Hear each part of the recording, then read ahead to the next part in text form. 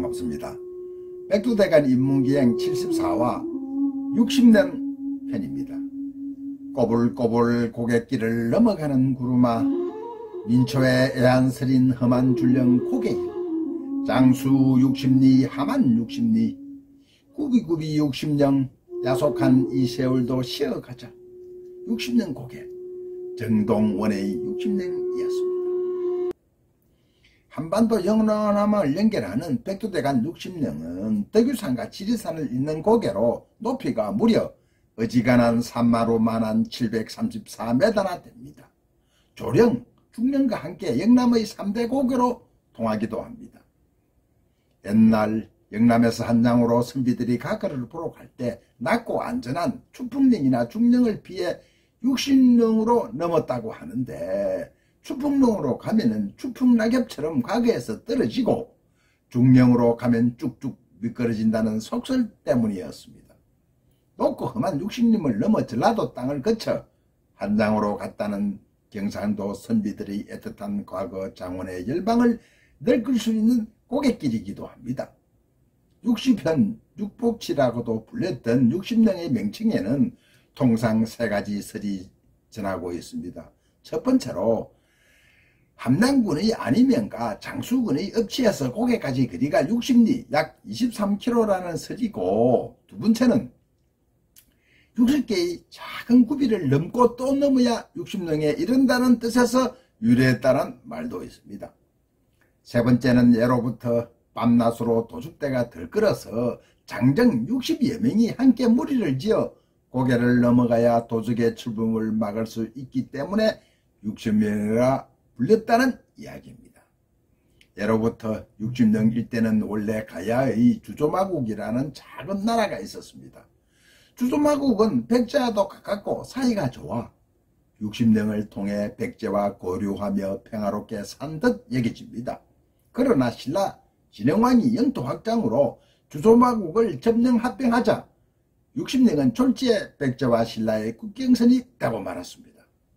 백제와 신라의 사이가 좋을 때는 문제가 없는데, 사이가 나빠지면은 60령 일대는 도적들이 고개를 오가는 사람들을 약탈하는 일이 자주 발생하였습니다. 백제가 멸망하고 통일신라가 들어선 이후에는 험한 고갯길을 오가는 사람을 상대로 약탈하는 도적대가 들끓는 악명 높은 고개가 되고 말았습니다. 60령 일대 도적은 나라가 안정된 고려시대에 들어와서는 좀 나아지는 듯 했으나, 몽골의 침략으로 백성의 삶이 궁핍해지자 이 일대에 또다시 도적들이 기승을 부렸습니다. 조선시대에 들어와서는 임진왜란 등 빌란이 일어나면은 도적들이 호구지책으로 설치기 시작했습니다. 동족 산잔 6.25 전쟁, 유엔군이 인천 상륙작전으로 인민군의 테러를 끊자 인민군이 북으로 퇴각하면서 우익인사 300여 명을 북으로 강제 압송하다 전세가 불리해지자 고갯마루에서 사살한 곳이기도 합니다.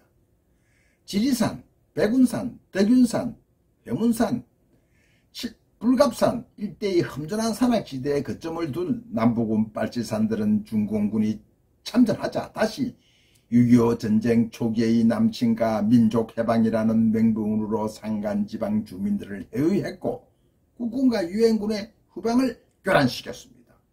국군은 60령을 사이에 두고 지리산, 덕유산, 남부군, 빨치산 토벌작전으로 대대적으로 소탕에 들어갔습니다. 육군 제5사단의 빨치산, 지리산 지구 빨치산 토벌작전에서 밀려온 남부군 이현상 부대와 덕유산에서 넘어온 빨치산들과 일제 교전을 벌였습니다. 육군 신창적 소장 등 55명이 전사했습니다. 아, 동족 산잔 6.25 누구를 위한 전쟁이었나? 산과 숨구, 선멸과 이름 모를 민간인, 그리고 빨치산의 무모한 죽음의 애도를 표하는 바입니다. 60령은 한반도 백두대간 마루군 분줄기에 있습니다. 백두대간은 함양군 서쪽의 경계를 이루며 남북 방향으로 이어지고 있는데, 60령을 기준으로 북쪽으로는 산마루가 할미봉을 지나 남두산으로 이어지고 남쪽으로는 다시 구시봉을 지나 영치산과 장안산으로 이어져 지리산에 다다른다고 합니다. 한반도 백두대간 종주를 하는 산악인들에게 쉼터이자 필요한 에너지와 식량을 보충하는 요충지이기도 합니다. 필자의 경험으로 한반도의 악산은 다 올라와 봤지만은 60넘을 넘어 삼도봉까지 가는 길이 만만치 않았던 기억이 남아있습니다. 한반도 백두대간 십상전맥은 산은 물을 가르지 않고 물은 산을 넘지 않는다는 대원칙에 따라 60령 마루검은 남도교산과 그 남쪽의 백유산과 연결됩니다. 60령 서쪽으로는 평지천을 거쳐 명덕천으로 연결되어 건강의 최상루 계곡으로 흘러들어가고 동쪽으로는 지천인 화림동 계곡을 거쳐 낙동강의 지류인 난강으로 흘러들어갑니다. 그럼 화림동 계곡의 농월정에서 우리 잠시 쉬었다 가기로 하겠습니다. 농월정은 조선 선조 때 관찰사와 예조 참판을 지낸 지족당 박명부가 은퇴한 뒤 낙향하여 지은 정자입니다. 박명부는 광해군 때 영창대군의 죽음과 임목대기의 유배에 대한 부당함을 직관하다가 파직되었습니다. 농월정이라는 넓은 너럭바위 위에 달을 희롱한다는 뜻으로 밤이면 달빛이 물 아래로 흘러 장관입니다. 농월던 정자 앞에 넓게 자리하고 있는 반석을 달바위라고 부르는데 바위 둘레가 정자를 중심으로 약 1000평이나 된다고 합니다. 박명부는 말년에 임금이 불러도 벼슬에 나가지 않고 농월정에서 후학을 가르치며 유유자적했다고 합니다. 농월정 정자 옆 오른쪽 안반에는 박명부가 지팡이를 짚고 놀리던 곳이라는 뜻의 지족당 장구 지소라는 글자를 후손들이 박명부의 뜻을 기리며 힘있게 새겨놓았습니다.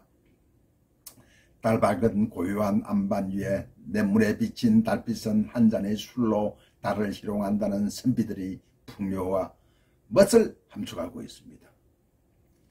60년 고갯길은 한마는 임진왜란 어기 농계의 묘가 금당리 앞산에 있습니다. 조선의 국운 기울던 1989년 가을 매천 황해는 60년 고개를 넘어 농계의 비석 앞에서 이렇게 울분을 토했습니다.